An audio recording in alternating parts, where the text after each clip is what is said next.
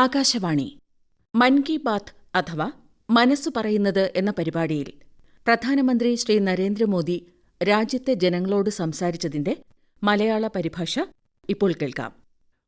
എൻ്റെ പ്രിയപ്പെട്ട നാട്ടുകാരെ, നിങ്ങളിൽ നിന്ന് പഠിക്കുകയും നമ്മുടെ രാജ്യത്തെ ജനങ്ങളുടെ നേട്ടങ്ങളെക്കുറിച്ച് മനസ്സിലാക്കുകയും ചെയ്യുന്ന മൻ കി ബാത്തിൽ നിങ്ങളോടൊപ്പം ചേരുന്നത് എനിക്ക് വളരെ സന്തോഷകരമായ ഒരനുഭവമാണ്. പരസ്പരം നമ്മുടെ ചിന്തകൾ പങ്കുവച്ചുകൊണ്ടും നമ്മുടെ മൻ കി ബാത്ത് പ്രകടിപ്പിച്ചുകൊണ്ടും ഈ പരിപാടി 125 അധ്യായങ്ങൾ കടന്നുപോയത് വിശ്വസിക്കാൻ കഴിയുന്നില്ല. ഇന്ന് ഈ പരിപാടിയുടെ 126 അധ്യായമാണ്. ഈ ദിവസത്തിന് ചില പ്രത്യേകതകൾ കൂടിയുണ്ട്. ഇന്ന് ഭാരതത്തിലെ മഹാന്മാരായ 2 പേരുടെ ജന്മദിനമാണ്. ഞാൻ സംസാരിക്കുന്നത് രക്തസാക്ഷിയായ ഭഗത് സിംഗിനെയും ലതാ ദീദിയെയും കുറിച്ചാണ്. സുഹൃത്തുക്കളെ, അനശ്വര രക്തസാക്ഷി ഭഗത് സിംഗ് ഓരോ ഭാരതീയനും, പ്രത്യേകിച്ച് രാജ്യത്തെ യുവാക്കൾക്ക് ഒരു പ്രചോദനമാണ്. നിർഭയത്വം അദ്ദേഹത്തിൻ്റെ സ്വഭാവത്തിൽ ആഴത്തിൽ വേരൂന്നിയിരുന്നു. രാജ്യത്തിനു വേണ്ടി തൂക്കിലേറ്റപ്പെടുന്നതിന് മുമ്പ് ഭഗത് സിംഗ് ബ്രിട്ടീഷുകാർക്ക് ഒരു കത്തെഴുതി. അദ്ദേഹം പറഞ്ഞു, എന്നെയും എൻ്റെ കൂട്ടുകാരെയും യുദ്ധത്തടവുകാരായി പരിഗണിക്കണമെന്ന് ഞാൻ ആഗ്രഹിക്കുന്നു. അതുകൊണ്ട് തൂക്കിലേറ്റിയല്ല, നേരിട്ട് വെടിയുതിർത്തുകൊണ്ടാണ് നമ്മുടെ ജീവൻ എടുക്കേണ്ടത്. ഇത് അദ്ദേഹത്തിൻ്റെ അദമ്യമായ ധൈര്യത്തിൻ്റെ തെളിവാണ്. ഭഗത് സിംഗ് ദുരിതം പേറുന്ന ജനങ്ങളോട് വളരെ അനുഭാവം പുലർത്തുന്ന വ്യക്തിയായിരുന്നു. അവരെ സഹായിക്കുന്നതിൽ എപ്പോഴും മുൻപന്തിയിലായിരുന്നു. രക്തസാക്ഷിയായ ഭഗത് സിംഗിന് ഞാൻ ആദരപൂർവ്വം ശ്രദ്ധാഞ്ജലി അർപ്പിക്കുന്നു. സുഹൃത്തുക്കളെ, ഇന്ന് ലതാ മങ്കേഷ്കറുടെ ജന്മദിനം കൂടിയാണ്. ഭാരത സംസ്കാരത്തിലും സംഗീതത്തിലും താൽപ്പര്യമുള്ള ആർക്കും അവരുടെ ഗാനങ്ങൾ കേട്ട് വികാരഭരിതരാകാതിരിക്കാൻ കഴിയില്ല. അവരുടെ ഗാനങ്ങളിൽ മനുഷ്യവികാരങ്ങളെ ഉണർത്തുന്നതെല്ലാം അടങ്ങിയിരിക്കുന്നു. അവർ പാടിയ ദേശഭക്തി ഗാനങ്ങൾ ആളുകളെ വളരെയധികം പ്രചോദിപ്പിച്ചു. ഭാരത സംസ്കാരവുമായി അവർക്ക് ആഴത്തിലുള്ള ബന്ധമുണ്ടായിരുന്നു. ലതാ ദീദിക്ക് ഞാൻ എൻ്റെ ഹൃദയാർദ്രമായ ആദരാഞ്ജലികൾ അർപ്പിക്കുന്നു. സുഹൃത്തുക്കളെ, ലതാ ദീദിയെ പ്രചോദിപ്പിച്ച മഹാന്മാരിൽ വീർ സവർക്കറും ഉൾപ്പെടുന്നു. അദ്ദേഹത്തെ അവർ താത്യ എന്ന് വിളിച്ചു. വീർ സവർക്കറുടെയും നിരവധി ഗാനങ്ങൾ അവർ ആലപിച്ചിട്ടുണ്ട്. ലതാ ദീദിയുമായുള്ള എൻ്റെ സ്നേഹബന്ധം എപ്പോഴും നിലനിന്നിരുന്നു. എല്ലാ വർഷവും അവർ മറക്കാതെ എനിക്ക് രാഖി അയച്ചു തരാറുണ്ടായിരുന്നു. മറാത്തി ലളിത സംഗീതത്തിലെ മഹാപ്രതിഭയായ സുധീർ ഫഡ്കെയാണ് എനിക്ക് ആദ്യം ലതാ ദീദിയെ പരിചയപ്പെടുത്തി തന്നത്. അവർ പാടിയതും സുധീർ സംഗീതം നൽകിയതുമായ ജ്യോതി കലശ് ഛൽക്കെ എന്ന ഗാനം എനിക്ക് വളരെ ഇഷ്ടമാണെന്ന് ഞാൻ ലതാ ദീദിയോട് പറഞ്ഞിട്ടുണ്ട്. സുഹൃത്തുക്കളെ, എന്നോടൊപ്പം നിങ്ങളും ഇത് ആസ്വദിക്കൂ.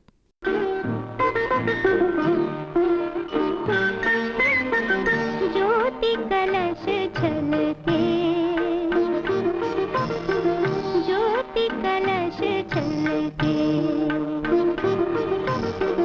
ज्योति कलश छलके, ज्योति कलश छलके, वे गुलाबी लाल सुनहरे रंग दल बादल के, ज्योति कलश छलके. എൻ്റെ പ്രിയപ്പെട്ട നാട്ടുകാരെ, നവരാത്രിയുടെ ഈ സമയത്ത് ഞങ്ങൾ ശക്തിയെ ആരാധിക്കുന്നു. നാം സ്ത്രീ ശക്തിയെ ആഘോഷിക്കുന്നു. വ്യവസായം മുതൽ കായികം വരെ, വിദ്യാഭ്യാസം മുതൽ ശാസ്ത്രം വരെ, ഏതു മേഖലയിലായാലും നമ്മുടെ രാജ്യത്തിലെ പെൺമക്കൾ എല്ലായിടത്തും വെന്നിക്കൊടി പാറിക്കുന്നു. ഇന്ന് സങ്കൽപ്പിക്കാൻ പോലും പ്രയാസമുള്ള വെല്ലുവിളികളെ അവർ മറികടക്കുന്നു. ഞാൻ നിങ്ങളോട് ചോദിക്കട്ടെ, നിങ്ങൾക്ക് 8 മാസം തുടർച്ചയായി കടലിൽ തങ്ങാൻ കഴിയുമോ? ഒരു പായ്വഞ്ചിയിൽ, അതായത് കാറ്റിൻ്റെ വേഗതയിൽ സഞ്ചരിക്കുന്ന ഒരു വഞ്ചിയിൽ, അതും കടലിലെ കാലാവസ്ഥ എപ്പോൾ വേണമെങ്കിലും മോശമാകാമെന്നിരിക്കെ നിങ്ങൾക്ക് 50,000 കിലോമീറ്റർ സഞ്ചരിക്കാൻ കഴിയുമോ?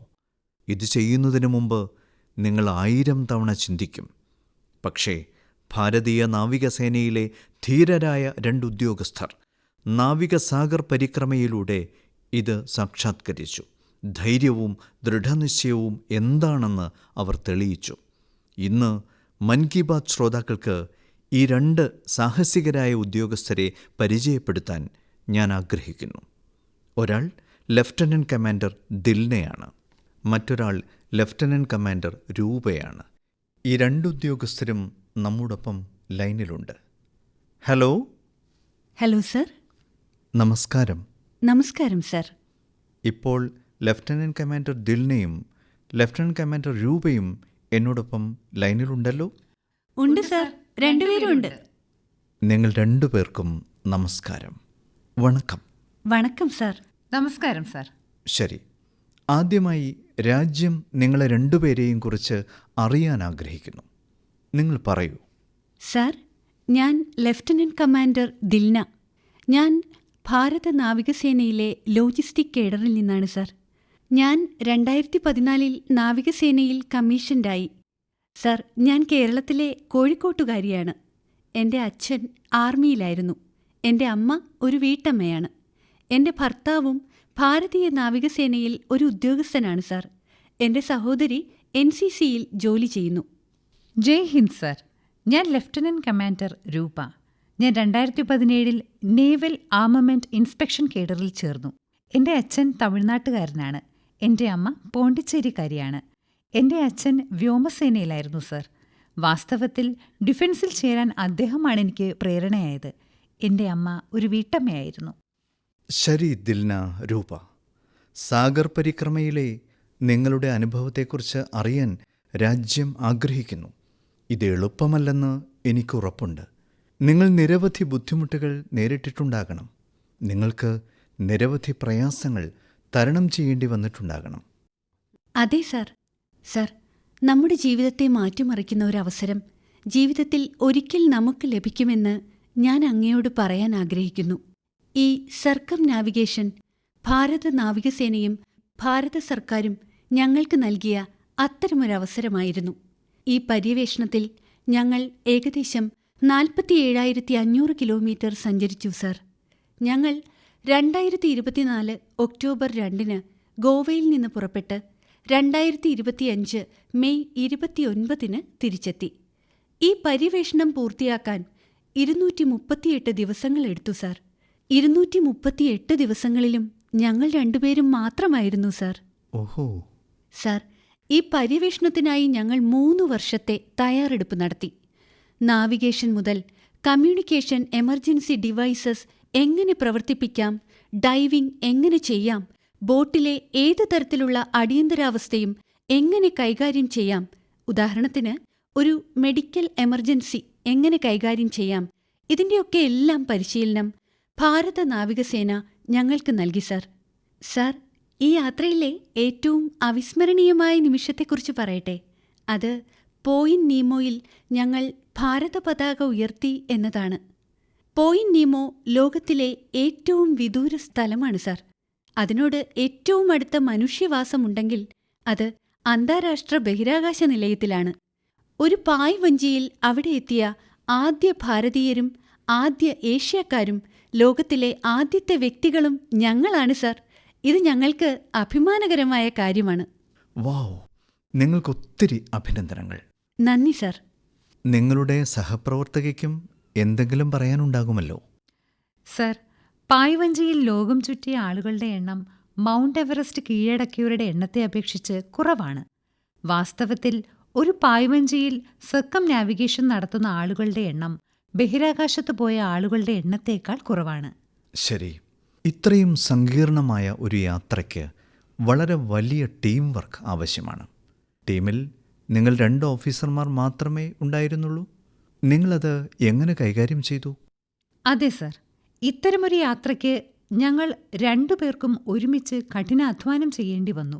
ലഫ്റ്റനന്റ് കമാൻഡർ ദിൽന പറഞ്ഞതുപോലെ ഇത് നേടാൻ ഞങ്ങൾ 2 പേർ മാത്രമേ ബോട്ടിലുണ്ടായിരുന്നുള്ളൂ. ഞങ്ങൾ തന്നെയായിരുന്നു ബോട്ട് റിപ്പയർ ചെയ്യുന്നവർ. എഞ്ചിൻ മെക്കാനിക്കുകളും ഞങ്ങൾ തന്നെ. സെയിൽ മേക്കർ, മെഡിക്കൽ അസിസ്റ്റന്റ്, പാചകക്കാർ, ക്ലീനർമാർ, ഡ്രൈവർമാർ, നാവിഗേറ്റർമാർ എല്ലാം. ഭാരതീയ നാവികസേന ഞങ്ങളുടെ ഈ നേട്ടത്തിന് വലിയ സംഭാവന നൽകി. അവർ ഞങ്ങൾക്ക് എല്ലാത്തരം പരിശീലനങ്ങളും നൽകി. വാസ്തവത്തിൽ സർ, ഞങ്ങൾ 4 വർഷമായി ഒരുമിച്ച് കപ്പൽ യാത്ര ചെയ്യുന്നു. അതിനാൽ ഞങ്ങൾക്ക് ഞങ്ങളുടെ കരുത്തും ബലഹീനതയും നന്നായി അറിയാം. അതുകൊണ്ടാണ് ഞങ്ങളുടെ വഞ്ചിയിൽ ഒരിക്കലും പരാജയപ്പെടാത്ത ഒരു ഉപകരണമുണ്ടായിരുന്നു എന്ന് ഞങ്ങൾ പറയുന്നത്. അത് ഞങ്ങളുടെ ടീം വർക്കാണ്. ശരി, കാലാവസ്ഥ മോശമായിരുന്നപ്പോൾ, കാരണം കടലിൻ്റെ കാലാവസ്ഥ പ്രവചനാതീതമാണല്ലോ, നിങ്ങൾ ആ സാഹചര്യം എങ്ങനെ കൈകാര്യം ചെയ്തു? സർ, ഞങ്ങളുടെ യാത്രയിൽ പ്രതികൂല സാഹചര്യങ്ങളുണ്ടായിരുന്നു. ഈ പര്യവേഷണത്തിൽ ഞങ്ങൾക്ക് നിരവധി വെല്ലുവിളികൾ നേരിടേണ്ടി വന്നു. പ്രത്യേകിച്ച് സർ, സതേൺ ഓഷ്യനിൽ കാലാവസ്ഥ എപ്പോഴും മോശമാണ്. 3 കൊടുങ്കാറ്റുകൾ ഞങ്ങൾക്ക് നേരിടേണ്ടി വന്നു. സർ, ഞങ്ങളുടെ ബോട്ടിന് 17 മീറ്റർ നീളവും 5 മീറ്റർ വീതിയും മാത്രമേ ഉണ്ടായിരുന്നുള്ളൂ. ചിലപ്പോഴൊക്കെ 3 നില കെട്ടിടത്തേക്കാൾ വലിയ തിരമാലകൾ വന്നു സർ. ഞങ്ങളുടെ യാത്രയിൽ ഞങ്ങൾ കടുത്ത ചൂടും അതിശൈത്യവും നേരിട്ടിട്ടുണ്ട് സർ. ഞങ്ങൾ അന്റാർട്ടിക്കയിൽ യാത്ര ചെയ്യുമ്പോൾ താപനില 1 ഡിഗ്രി സെൽഷ്യസ് ആയിരുന്നു. മണിക്കൂറിൽ 90 കിലോമീറ്റർ വേഗതയിലുള്ള കാറ്റിനെ നേരിടേണ്ടി വന്നു. തണുപ്പിൽ നിന്ന് രക്ഷ നേടാനായി ഞങ്ങൾ 6-7 ലെയർ വസ്ത്രങ്ങൾ ധരിച്ചിരുന്നു. ഞങ്ങൾ മുഴുവൻ സതേൺ ഓഷ്യനും മുറിച്ചു കടന്നത് അത്തരം 7 ലെയർ വസ്ത്രങ്ങളും ധരിച്ചാണ് സർ. ചിലപ്പോഴൊക്കെ ഞങ്ങൾ ഗ്യാസ് സ്റ്റവ് ഉപയോഗിച്ച് കൈകൾ ചൂടാക്കുമായിരുന്നു. ചിലപ്പോൾ തീരെ കാറ്റില്ലാത്ത സാഹചര്യങ്ങളും ഉണ്ടായി. അപ്പോൾ പായ പൂർണ്ണമായും താഴ്ത്തി ഞങ്ങൾ ഒഴുക്കിനൊത്ത് നീങ്ങിക്കൊണ്ടിരുന്നു. ഇത്തരം സാഹചര്യങ്ങളാണ് സർ യഥാർത്ഥത്തിൽ നമ്മുടെ ക്ഷമ പരീക്ഷിക്കുന്നത്. നമ്മുടെ രാജ്യത്തെ പെൺകുട്ടികൾ ഇത്തരം സാഹസിക ദൗത്യങ്ങൾ ഏറ്റെടുക്കുന്നുണ്ടെന്ന് കേൾക്കുമ്പോൾ ആളുകൾ അത്ഭുതപ്പെടും. ഈ സഞ്ചാരവേളയിൽ നിങ്ങൾ പല രാജ്യങ്ങളിലും തങ്ങിയിട്ടുണ്ടല്ലോ. അവിടെ നിങ്ങൾക്ക് എന്തായിരുന്നു അനുഭവം? ഭാരതത്തിൻ്റെ 2 പെൺമക്കളെ കാണുമ്പോൾ ആളുകളുടെ മനസ്സിൽ അനവധി ചിന്തകൾ ഉണ്ടായിരുന്നിരിക്കണം. അതെ സർ, ഞങ്ങൾക്ക് മികച്ച അനുഭവമുണ്ടായി. സർ, 8 മാസത്തിനുള്ളിൽ ഞങ്ങൾ 4 സ്ഥലങ്ങളിൽ തങ്ങി. ഓസ്ട്രേലിയ, ന്യൂസിലൻഡ്, പോർട്ട് സ്റ്റാൻലി, ദക്ഷിണാഫ്രിക്ക എന്നിവിടങ്ങളിൽ. ഓരോ സ്ഥലത്തും ശരാശരി എത്ര നാൾ തങ്ങിയിട്ടുണ്ടാവും? സർ, ഞങ്ങൾ ഓരോ സ്ഥലത്തും 14 ദിവസം തങ്ങി സർ. ഒരിടത്ത് 14 ദിവസം? Correct sir. ലോകത്തിന്റെ എല്ലാ കോണിലും ഞങ്ങൾ ഭാരതീയരെ കണ്ടു. വളരെ ക്രിയാത്മകമായും ആത്മവിശ്വാസത്തോടെയും അവർ ഭാരതത്തിന്റെ യശസ്സ് വർദ്ധിപ്പിക്കുന്നത് ഞങ്ങൾ കണ്ടു. ഞങ്ങളുടെ വിജയം അവർ സ്വന്തം വിജയമായി കണക്കാക്കുന്നതായി തോന്നി. ഓരോ ഇടത്തും ഞങ്ങൾക്ക് വ്യത്യസ്തമായ അനുഭവങ്ങളുണ്ടായി. ഓസ്ട്രേലിയയിലെ പോലെ വെസ്റ്റേൺ ഓസ്ട്രേലിയൻ പാർലമെന്റ് സ്പീക്കർ ഞങ്ങളെ ക്ഷണിച്ചു. അദ്ദേഹം ഞങ്ങളെ വളരെയധികം പ്രചോദിപ്പിച്ചു. ഞങ്ങൾക്ക് വളരെ അഭിമാനം തോന്നുന്ന കാര്യങ്ങളാണ് നടന്നത്. ഞങ്ങൾ ന്യൂസിലൻഡിൽ പോയപ്പോൾ മാവൂരി ജനത ഞങ്ങളെ സ്വാഗതം ചെയ്യുകയും നമ്മുടെ ഭാരത സംസ്കാരത്തോട് വലിയ ബഹുമാനം കാണിക്കുകയും ചെയ്തു സർ. ഒരു പ്രധാന കാര്യം പറയാം സർ. പോർട്ട് സ്റ്റാൻലി ഒരു വിദൂര ദ്വീപാണ് സർ. ഇത് തെക്കേ അമേരിക്കയ്ക്കടുത്താണ്. അവിടെ ആകെ ജനസംഖ്യ 3500 മാത്രമാണ് സർ. പക്ഷെ അവിടെ ഞങ്ങളൊരു കൊച്ചു ഭാരതം കണ്ടു. അവിടെ 45 ഭാരതീയർ ഉണ്ടായിരുന്നു. അവർ ഞങ്ങളെ സ്വന്തമായി കരുതി സ്വന്തം വീട്ടിലെപ്പോലെ അനുഭവം പകർന്നു നൽകി സർ. ശരി, നിങ്ങളെപ്പോലെ വ്യത്യസ്തമായി എന്തെങ്കിലും ചെയ്യാൻ ആഗ്രഹിക്കുന്ന രാജ്യത്തെ പെൺമക്കൾക്ക് നിങ്ങൾ 2 പേരും എന്തു സന്ദേശമാണ് നൽകാൻ ആഗ്രഹിക്കുന്നത്? സർ, ഞാൻ ലഫ്റ്റനന്റ് കമാൻഡർ രൂപയാണ്. ആരെങ്കിലും നിറഞ്ഞ മനസ്സോടെ കഠിനാധ്വാനം ചെയ്താൽ ഈ ലോകത്തൊന്നും അസാധ്യമല്ലെന്ന് ഞാൻ എല്ലാവരോടും പറയാൻ ആഗ്രഹിക്കുന്നു. നിങ്ങൾ എവിടെ നിന്നാണ്, എവിടെയാണ് ജനിച്ചത് എന്നത് പ്രശ്നമല്ല സർ. ഭാരതത്തിലെ ചെറുപ്പക്കാരും സ്ത്രീകളും വലിയ സ്വപ്നങ്ങൾ കാണണമെന്നും ഭാവിയിൽ എല്ലാ പെൺകുട്ടികളും സ്ത്രീകളും പ്രതിരോധം, കായികം, സാഹസികത എന്നിവയിലൂടെ രാജ്യത്തിന് യശസ്സ് കൊണ്ടുവരണമെന്നുമുള്ളത് ഞങ്ങൾ 2 പേരുടെയും ആഗ്രഹമാണ്. ദിൽന, രൂപ, നിങ്ങളുടെ വാക്കുകൾ കേൾക്കുമ്പോൾ നിങ്ങൾ കാണിച്ച അപാരമായ ധൈര്യത്തിൽ ഞാൻ പുളകിതനാകുന്നു. നിങ്ങൾ 2 പേർക്കും എൻ്റെ ഹൃദയംഗമമായ നന്ദി. നിങ്ങളുടെ വിജയം, നേട്ടങ്ങൾ നിസ്സംശയമായും രാജ്യത്തെ യുവാക്കളെയും സ്ത്രീകളെയും പ്രചോദിപ്പിക്കും. ഇതുപോലെ ത്രിവർണ പതാക പാറിക്കുന്നത് തുടരുക. നിങ്ങളുടെ ഭാവി ശ്രമങ്ങൾക്ക് എൻ്റെ മംഗളാശംസകൾ. നന്ദി സർ. വളരെ നന്ദി. വണക്കം. നമസ്കാരം. നമസ്കാരം സർ. സുഹൃത്തുക്കളെ, നമ്മുടെ ഉത്സവങ്ങൾ ഭാരത സംസ്കാരത്തെ സജീവമായി നിലനിർത്തുന്നു. ദീപാവലിക്ക് ശേഷം വരുന്ന ഒരു പുണ്യ ഉത്സവമാണ് ഛഠ് പൂജ. സൂര്യദേവന് സമർപ്പിതമായ ഈ മഹോത്സവം സവിശേഷമാണ്. ഇതിൽ ഞങ്ങൾ അസ്തമയ സൂര്യന് നിവേദ്യം അർപ്പിക്കുകയും ആരാധിക്കുകയും ചെയ്യുന്നു.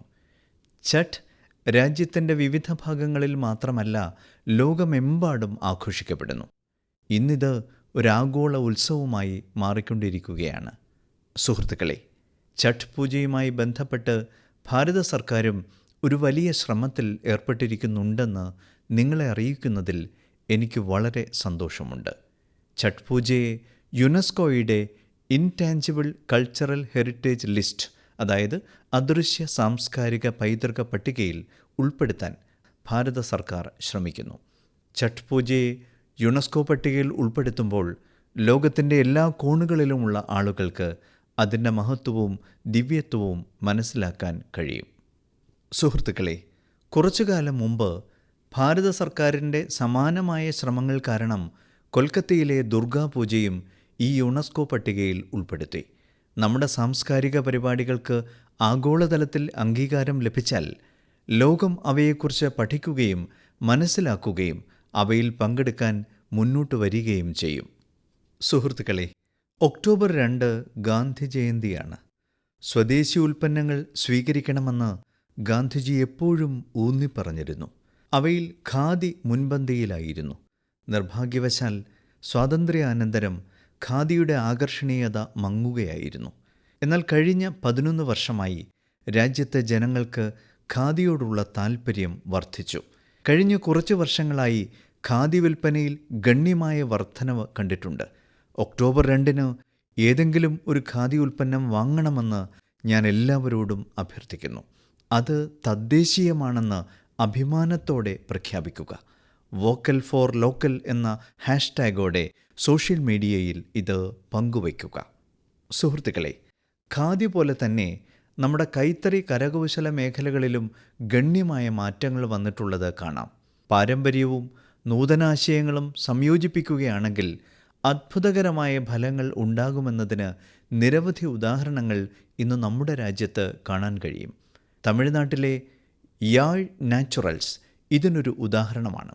ഇവിടെ അശോക് ജഗദീശനും പ്രേം സെൽവരാജും തങ്ങളുടെ കോർപ്പറേറ്റ് ജോലികൾ ഉപേക്ഷിച്ച് ഒരു പുതിയ സംരംഭത്തിന് തുടക്കമിട്ടു. പുല്ലും വാഴനാരും ഉപയോഗിച്ച് യോഗ മാറ്റുകൾ നിർമ്മിച്ചു. ഹെർബൽ ഡൈകൾ ഉപയോഗിച്ച് വസ്ത്രങ്ങൾ ചായം പൂശി 200 കുടുംബങ്ങൾക്ക് പരിശീലനം കൊടുത്ത് തൊഴിൽ നൽകി. ജാർഖണ്ഡിലെ ആശിഷ് സത്യവർത്ത് സാഹു ജോഹർഗ്രാം ബ്രാൻഡിലൂടെ ഗോത്ര നെയ്ത്തും വസ്ത്രങ്ങളും ആഗോളതലത്തിൽ എത്തിച്ചു. അദ്ദേഹത്തിൻ്റെ ശ്രമങ്ങളിലൂടെ മറ്റു രാജ്യങ്ങളിലെ ആളുകളും ജാർഖണ്ഡിൻ്റെ സാംസ്കാരിക പൈതൃകത്തെക്കുറിച്ച് ബോധവാന്മാരായി. ബീഹാറിലെ മധുബനി ജില്ലയിൽ നിന്നുള്ള സ്വീറ്റി കുമാരിയും സങ്കൽപ് ക്രിയേഷൻ ആരംഭിച്ചു. മിഥില പെയിൻറ്റിങ്ങിനെ സ്ത്രീകളുടെ ഉപജീവന മാർഗമാക്കി അവർ മാറ്റി. ഇന്ന് 500-ലധികം ഗ്രാമീണ സ്ത്രീകൾ അവരുമായി ചേർന്ന് സ്വാശ്രയത്വത്തിലേക്കുള്ള പാതയിൽ മുന്നേറുന്നു. ഈ വിജയഗാഥകളെല്ലാം നമ്മെ പഠിപ്പിക്കുന്നത് നമ്മുടെ പാരമ്പര്യങ്ങളിൽ നിരവധി വരുമാന സ്രോതസ്സുകൾ ഉണ്ടെന്നാണ്. ഇച്ഛാശക്തി ഉറച്ചതാണെങ്കിൽ വിജയം നമ്മെ കൈവിടില്ല. എൻ്റെ പ്രിയപ്പെട്ട നാട്ടുകാരെ, കുറച്ച് ദിവസങ്ങൾക്കുള്ളിൽ നമ്മൾ വിജയദശമി ആഘോഷിക്കും. ഈ വിജയദശമി സവിശേഷമാകാൻ മറ്റൊരു കാരണം കൂടിയുണ്ട്. രാഷ്ട്രീയ സ്വയം സേവക സംഘം സ്ഥാപിതമായതിൻ്റെ 100ാം വാർഷികമാണ് ഈ ദിവസം. ഒരു നൂറ്റാണ്ടിൻ്റെ ഈ യാത്ര അത്ഭുതകരവും അഭൂതപൂർവവും പ്രചോദനാത്മകവുമാണ്. 100 വർഷങ്ങൾക്ക് മുമ്പ് രാഷ്ട്രീയ സ്വയം സേവക സംഘം സ്ഥാപിതമായപ്പോൾ നൂറ്റാണ്ടുകളായി രാജ്യം അടിമത്തത്തിൻ്റെ ചങ്ങലകളിൽ ബന്ധിക്കപ്പെട്ടിരുന്നു. നൂറ്റാണ്ടുകൾ നീണ്ടുനിന്ന ഈ അടിമത്തം നമ്മുടെ അഭിമാനത്തെയും ആത്മവിശ്വാസത്തെയും ആഴത്തിൽ മുറിവേൽപ്പിച്ചു. ലോകത്തിലെ ഏറ്റവും പഴക്കം ചെന്ന നാഗരികത ഒരു സ്വത്വ പ്രതിസന്ധിയെ നേരിടുകയായിരുന്നു. നമ്മുടെ നാട്ടുകാർ അപകർഷതാബോധത്തിൻ്റെ ഇരകളായി മാറുകയായിരുന്നു. അതുകൊണ്ട് രാജ്യത്തിൻ്റെ സ്വാതന്ത്ര്യത്തോടൊപ്പം രാജ്യം പ്രത്യയശാസ്ത്രപരമായ അടിമത്തത്തിൽ നിന്ന് മുക്തമാകേണ്ടതും പ്രധാനമായിരുന്നു. അത്തരമൊരു സാഹചര്യത്തിൽ ഡോക്ടർ ഹെഡ്ഗേവാർ ഈ വിഷയത്തെക്കുറിച്ച് ചിന്തിക്കാൻ തുടങ്ങി. ഈ ഭഗീരഥ യജ്ഞത്തിനായി 1925 വിജയദശമിയുടെ ശുഭാവസരത്തിൽ അദ്ദേഹം രാഷ്ട്രീയ സ്വയംസേവക സംഘം RSS സ്ഥാപിച്ചു. ഡോക്ടർ സാഹിബിൻ്റെ വിയോഗത്തിനു ശേഷം ഏറ്റവും ആദരണീയനായ ഗുരുജി ദേശസേവനത്തിൻ്റെ ഈ മഹത്തായ യജ്ഞം മുന്നോട്ട് കൊണ്ടുപോയി. ഗുരുജി പറയാറുണ്ടായിരുന്നു, രാഷ്ട്രായ സ്വാഹ ഇദം രാഷ്ട്രായ ഇദം നമമ. അതായത്, ഇത് എൻ്റേതല്ല, ഇത് രാഷ്ട്രത്തിൻ്റേതാണ്. ഈ പ്രസ്താവന സ്വാർത്ഥ താൽപ്പര്യത്തിന് അതീതമായി ഉയർന്നു വന്ന് രാഷ്ട്രത്തോടുള്ള സമർപ്പണം സ്വീകരിക്കാൻ നമ്മെ പ്രചോദിപ്പിക്കുന്നു. ഗുരുജി ഗോൾവാൾക്കറുടെ ഈ പ്രസ്താവന ദശലക്ഷക്കണക്കിന് സന്നദ്ധ പ്രവർത്തകർക്ക് ത്യാഗത്തിൻ്റെയും സേവനത്തിൻ്റെയും പാത കാണിച്ചു കൊടുത്തു. ത്യാഗത്തിൻ്റെയും സേവനത്തിൻ്റെയും ആത്മാവും അത് പഠിപ്പിക്കുന്ന അച്ചടക്കവുമാണ് സംഘത്തിൻ്റെ യഥാർത്ഥ ശക്തി. ഇന്ന് 100 വർഷത്തിലേറെയായി RSS അക്ഷീണം നിരന്തരം ദേശസേവനത്തിൽ ഏർപ്പെട്ടിരിക്കുന്നു. അതുകൊണ്ടാണ് രാജ്യത്ത് എവിടെ ഒരു പ്രകൃതി ദുരന്തം സംഭവിച്ചാലും ആദ്യം എത്തിച്ചേരുന്നത് RSS വോളണ്ടിയർമാരാണെന്ന് നാം കാണുന്നത്. ലക്ഷോപലക്ഷം വോളണ്ടിയർമാരുടെ ഓരോ പ്രവൃത്തിയിലും പരിശ്രമത്തിലും രാഷ്ട്രം ആദ്യം, നേഷൻ ഫസ്റ്റ് എന്ന ഈ മനോഭാവം എപ്പോഴും പരമപ്രധാനമാണ്. ദേശസേവനത്തിൻ്റെ മഹത്തായ യജ്ഞത്തിനായി സ്വയം സമർപ്പിക്കുന്ന ഓരോ വോളണ്ടിയർക്കും ഞാൻ എൻ്റെ ആശംസകൾ നേരുന്നു. എൻ്റെ പ്രിയപ്പെട്ട നാട്ടുകാരെ, അടുത്ത മാസം ഒക്ടോബർ 7 മഹർഷി വാൽമീകി ജയന്തിയാണ്.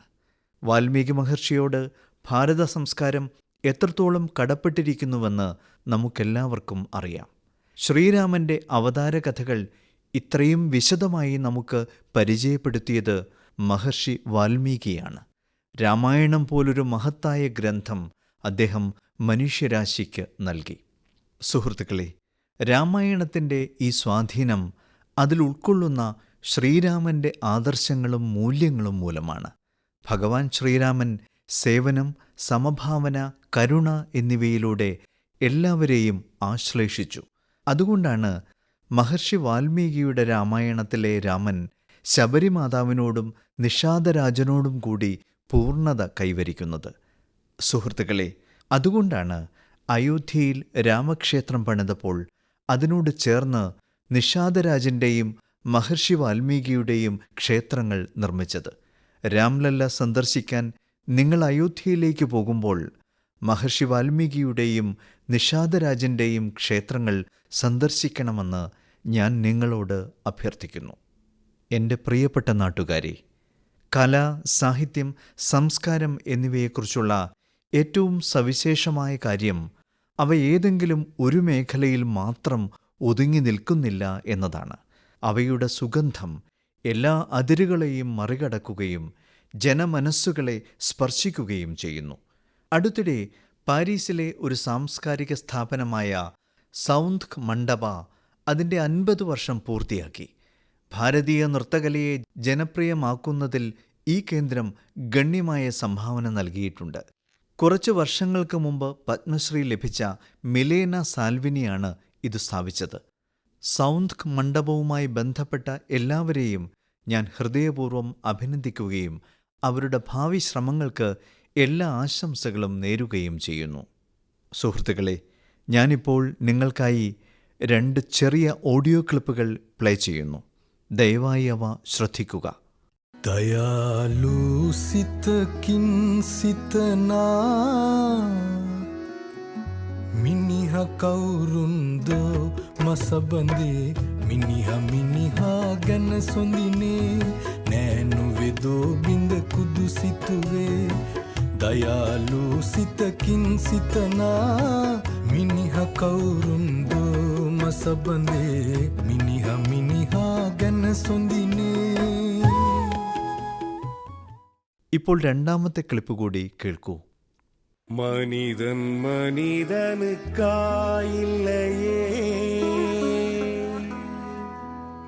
மற்றதுதான் இங்கு கவலைப்படும் கருணையுள்ளத்தில் பரவிடவே அன்பு செய்வாய் நீ என் தோழா. மனிதன் மனிதனுக்காயில்லையே, மற்றதுதான் இங்கு கவலைப்படும் കരുണയുള്ളത്തിൽ പരവിടവേ. സുഹൃത്തുക്കളെ, ഭൂപേൻ ഹസാരികയുടെ ഗാനങ്ങൾ ലോകമെമ്പാടുമുള്ള വിവിധ രാജ്യങ്ങളെ എങ്ങനെ ബന്ധിപ്പിക്കുന്നു എന്നതിന് ഇവ സാക്ഷ്യം നൽകുന്നു. വാസ്തവത്തിൽ ശ്രീലങ്കയിൽ വളരെ പ്രശംസനീയമായ ഒരു ശ്രമം നടന്നിട്ടുണ്ട്. ഇതിൽ ഭൂപേൻ ദായുടെ പ്രശസ്തമായ മനുഹേ മനോഹർ ബാബേ എന്ന ഗാനം ഉൾപ്പെടുന്നു. ഇത് ശ്രീലങ്കൻ കലാകാരന്മാർ സിംഹളയിലേക്കും തമിഴിലേക്കും വിവർത്തനം ചെയ്തിട്ടുണ്ട്. ഇതിൻ്റെ ഓഡിയോ ഞാൻ നിങ്ങൾക്കായി പ്ലേ ചെയ്തിട്ടുണ്ട്. കുറച്ച് ദിവസങ്ങൾക്ക് മുമ്പ് അസമിൽ അദ്ദേഹത്തിൻ്റെ ജന്മശതാബ്ദി ആഘോഷങ്ങളിൽ പങ്കെടുക്കാൻ എനിക്ക് ഭാഗ്യം ലഭിച്ചു. അത് ശരിക്കും ഒരു അവിസ്മരണീയ സംഭവമായിരുന്നു. സുഹൃത്തുക്കളെ, കുറച്ച് ദിവസങ്ങൾക്ക് മുമ്പ് അസം ഭൂപേൻ ഹസാരികയുടെ ജന്മശതാബ്ദി ആഘോഷിക്കുമ്പോൾ ഒരു ദുഃഖകരമായ കാര്യം കൂടി സംഭവിക്കാൻ ഇടയായി. സുബീൻ ഗർഗിൻ്റെ അകാല വിയോഗത്തിൽ ആളുകൾ ദുഃഖിതരാണ്. രാജ്യമെമ്പാടും തൻ്റെ വ്യക്തിമുദ്ര പതിപ്പിച്ച പ്രശസ്ത ഗായകനായിരുന്നു സുബീൻ ഗർഗ്. അസമീസ് സംസ്കാരവുമായി അദ്ദേഹത്തിന് ആഴത്തിലുള്ള ബന്ധമുണ്ടായിരുന്നു. സുബീർ ഗർഗ് എപ്പോഴും നമ്മുടെ ഓർമ്മകളിൽ നിലനിൽക്കും. അദ്ദേഹത്തിൻ്റെ മാസ്മരിക സംഗീതം വരും തലമുറകളെ ആകർഷിക്കും. സുബീൻ ഗർഗ് ആസിൽ അഹൗമോർ ഹമോസ് കൃതിർ ഉജ്ജോൾ രതനോ ജനോതാർ ഹൃദയോത് തെയോ ഹൃദയ ജിയാ ധാക്കീബോ. സുബീൻ ആസാം സംസ്കാരത്തിലെ കോഹിനൂർ ആയിരുന്നു. അദ്ദേഹത്തിൻ്റെ ഭൗതിക ശരീരം നമ്മുടെ കൂടെ ഇല്ലെങ്കിലും അദ്ദേഹം നമ്മുടെ മനസ്സുകളിൽ എന്നെന്നും നിലനിൽക്കും. സുഹൃത്തുക്കളെ, കുറച്ച് ദിവസങ്ങൾക്ക് മുമ്പ് നമ്മുടെ രാജ്യത്തിന് ഒരു മികച്ച ദാർശനികനും തത്വചിന്തകനുമായ എസ്.എൽ. ഭൈരപ്പയെ നഷ്ടപ്പെട്ടു. എനിക്ക് ഭൈരപ്പയുമായി വ്യക്തിപരമായ ബന്ധമുണ്ടായിരുന്നു. വിവിധ അവസരങ്ങളിൽ ഞങ്ങൾ നിരവധി വിഷയങ്ങളിൽ ആഴത്തിലുള്ള സംഭാഷണങ്ങൾ നടത്തിയിട്ടുണ്ട്. അദ്ദേഹത്തിൻ്റെ കൃതികൾ യുവതലമുറയുടെ ചിന്തകൾക്ക് വഴികാട്ടിയായിരിക്കും. അദ്ദേഹത്തിൻ്റെ അനേകം കന്നഡ ഭാഷാകൃതികളുടെ വിവർത്തനങ്ങൾ ലഭ്യമാണ്. നമ്മുടെ വേരുകളെക്കുറിച്ചും സംസ്കാരത്തെക്കുറിച്ചും അഭിമാനിക്കേണ്ടതിൻ്റെ പ്രാധാന്യം അദ്ദേഹം നമ്മെ പഠിപ്പിച്ചു. എസ്.എൽ. ഭൈരപ്പയ്ക്ക് ഞാൻ എൻ്റെ ഹൃദയാർദ്രമായ ആദരാഞ്ജലികൾ അർപ്പിക്കുന്നു. യുവതലമുറയോട് അദ്ദേഹത്തിൻ്റെ കൃതികൾ വായിക്കണമെന്ന് അഭ്യർത്ഥിക്കുകയും ചെയ്യുന്നു. എൻ്റെ പ്രിയപ്പെട്ട നാട്ടുകാരെ, ഇനി അങ്ങോട്ട് ഒന്നിനു പിറകെ ഒന്നായി ഉത്സവങ്ങളും സന്തോഷങ്ങളും വരാനിരിക്കുന്നു. എല്ലാ ഉത്സവവേളകളിലും നാം ധാരാളം ഷോപ്പിംഗ് നടത്തുന്നു. ഇത്തവണ GST സേവിംഗ് ഫെസ്റ്റിവലും നടക്കുന്നുണ്ട്. സുഹൃത്തുക്കളെ, ഒരു ഉറച്ച തീരുമാനമെടുക്കുന്നതിലൂടെ നമുക്ക് നമ്മുടെ ഉത്സവങ്ങളെ കൂടുതൽ സവിശേഷമാക്കാൻ കഴിയും. തദ്ദേശീയ ഉൽപ്പന്നങ്ങൾ മാത്രം ഉപയോഗിച്ച് ഇത്തവണ ഉത്സവങ്ങൾ ആഘോഷിക്കാൻ നമ്മൾ ദൃഢനിശ്ചയം എടുത്താൽ നമ്മുടെ ആഘോഷങ്ങളുടെ തിളക്കം പല മടങ്ങ് വർദ്ധിക്കുന്നതായി കാണാൻ കഴിയും. വോക്കൽ ഫോർ ലോക്കൽ എന്നത് നിങ്ങളുടെ ഷോപ്പിംഗ് മന്ത്രമാക്കുക. നമ്മുടെ രാജ്യത്ത് നിർമ്മിക്കുന്ന സാധനങ്ങൾ മാത്രമേ നാം വാങ്ങുകയുള്ളൂ എന്ന് ദൃഢനിശ്ചയമെടുക്കുക. നമ്മുടെ നാട്ടുകാർ നിർമ്മിക്കുന്നത് മാത്രമേ നാം വീട്ടിലേക്ക് കൊണ്ടുപോവുകയുള്ളൂ. നമ്മുടെ നാട്ടിലെ പൗരൻ്റെ കഠിനാധ്വാനം കൊണ്ടുണ്ടാക്കിയ സാധനങ്ങൾ മാത്രമേ നാം ഉപയോഗിക്കുകയുള്ളൂ. നമ്മൾ ഇങ്ങനെ ചെയ്യുമ്പോൾ ഒരു സാധനം വാങ്ങുക മാത്രമല്ല, ഒരു കുടുംബത്തിന് പ്രതീക്ഷ നൽകുകയും ചെയ്യുന്നു. ഒരു കരകൗശല വിദഗ്ധൻ്റെ കഠിനാധ്വാനത്തെ ബഹുമാനിക്കുന്നു. ഒരു യുവ സംരംഭകൻ്റെ സ്വപ്നങ്ങൾക്ക് ചിറകുകൾ നൽകുന്നു.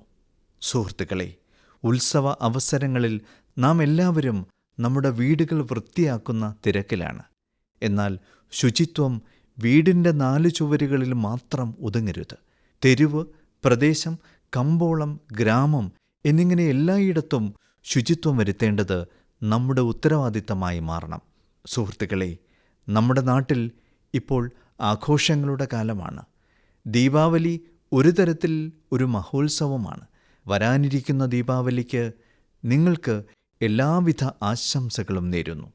അതേസമയം നാം സ്വയം പര്യാപ്തരാകണമെന്നും രാജ്യത്തെ സ്വയം പര്യാപ്തമാക്കണമെന്നും അതിലേക്കുള്ള പാത സ്വദേശിയിലൂടെ മാത്രമാണെന്നും ഞാൻ ആവർത്തിക്കുന്നു. സുഹൃത്തുക്കളെ, ഇത്തവണ മൻ കി ബാത്തിൽ ഇത്രമാത്രം. പുതിയ കഥകളും പ്രചോദനങ്ങളുമായി അടുത്ത മാസം നമ്മൾ വീണ്ടും ഒത്തുചേരും. അതുവരെ നിങ്ങൾക്കെല്ലാവർക്കും ആശംസകൾ. വളരെ നന്ദി. മൻ കി ബാത്ത് അഥവാ മനസ്സ് പറയുന്നത് എന്ന പരിപാടിയിൽ പ്രധാനമന്ത്രി ശ്രീ നരേന്ദ്രമോദി രാജ്യത്തെ ജനങ്ങളോട് സംസാരിച്ചതിന്റെ മലയാള പരിഭാഷയാണ് കേട്ടത്.